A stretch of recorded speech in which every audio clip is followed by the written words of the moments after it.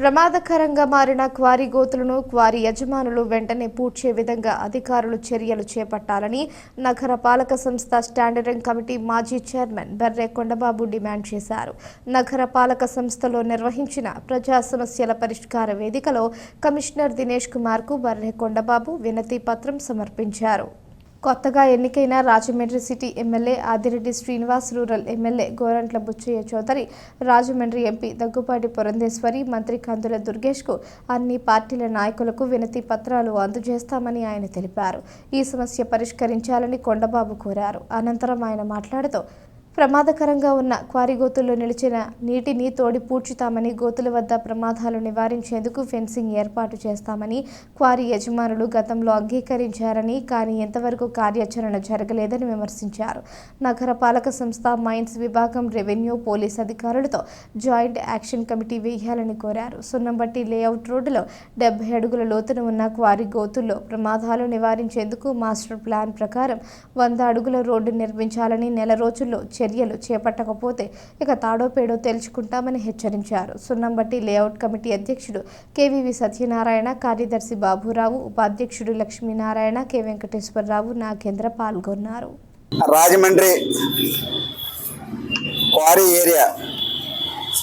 ఏరియాలో ఏదైతే ఉందో క్వారీ గోతులు పూడ్చాలని చాలా కాలంగా పోరాటం చేస్తూ ఉన్నాం. ఒక పక్కనే ప్రజా పోరాటం చేస్తూ ఉన్నాం, మరో పక్కనే న్యాయ పోరాటం కూడా చేస్తూ ఉన్నాం. ప్రజా పోరాటం, న్యాయ పోరాటం చేసే దాంట్లో మేము చెప్పేది ఏంటంటే, ఒకటి ప్రమాదకరంగా మారినటువంటి క్వారీ గోతులను పూడ్చాలి, లేదా ఆ నీరన్నా బయటకు తోడాలి, ఎందుకంటే ప్రమాదం పొంచి ఉంది.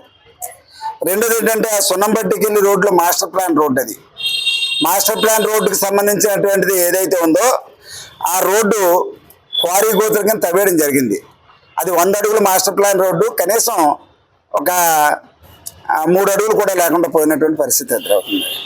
అదేవిధంగా సున్నంబట్టి రోడ్లోనే లైట్లు కమిషనర్ గారు గతంలో ఒక 7,80,000 పైచీలకు పెట్టి లైట్లు వేయడం జరిగింది.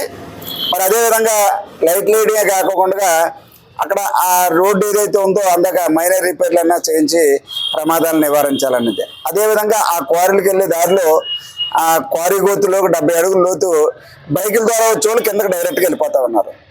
అది ప్రమాదభరితంగా అటు సైడ్ మారింది.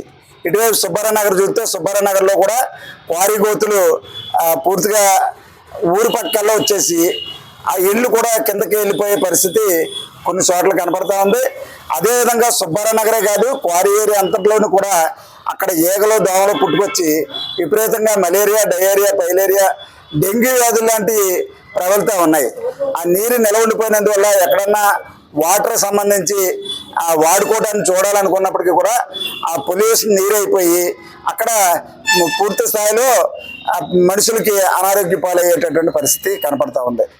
అదేవిధంగా మరి పరిసర ప్రాంతాల్లో ఉన్నటువంటి ప్రజలందరికీ కూడా ప్రమాదకరంగా మారింది కాబట్టి దీన్ని పూడ్చాలా, లేదంటే వాటర్ బయట తోడాలా, లేక కోర్టు ఆదేశాలు ఇచ్చిన ప్రకారంగా మరి హైకోర్టులో వేసాం, 2011లో లోకాయుక్త వేసాం, తర్వాత 12లో రిట్ పిటిషన్ వేసాం, మళ్ళీ 2019 రాబోయేటప్పటికి హైకోర్టులో పిల్లేయడం జరిగింది.